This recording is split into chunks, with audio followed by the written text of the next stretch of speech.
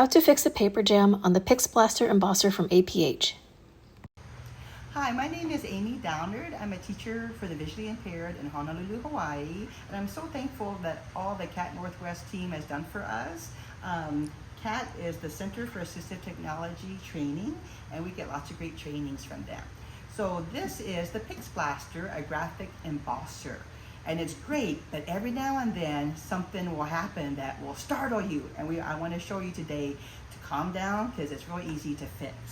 So sometimes you might get a paper jam. You know how the ends of the paper, the raw paper might crumble up and get stuck? So I will show you how to unstick it, fix it up. Okay, so come on over here, and what you need to do is come to the back of the PixBlaster. You open up the lid, and there's four little screws, Phillips head, okay? And so you're going to use your Phillips head to take them off the front part here.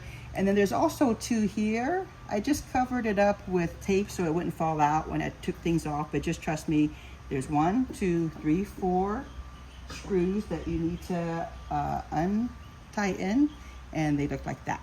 And put them in a little tray so you don't lose them. Okay? So then you carefully lift, I'll put this lid back down. You carefully lift it up, and you see this little white ribbon here. You don't want that to detach. Now I did detach it and put it back, so it's no big deal, but if it does come out. But if you can just lift it up a little bit, tilt it or have someone hold it, and then come over here and clean out the paper jam. Then you put it all back, and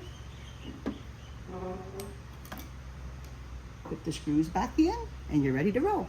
Thank you. Enjoy. Aloha. CATT, Center for Assistive Technology Training Northwest. The contents of this video were developed through a partnership with the American Printing House of the Blind, APH. CATT Northwest is based at the Washington State School for the Blind, WSSB. Logos, WSSB and APH. The contents of this video were developed under a contract authorized by the Department of Education. However, these contents do not necessarily represent the policy of the Department of Education, and you should not assume endorsement by the federal government.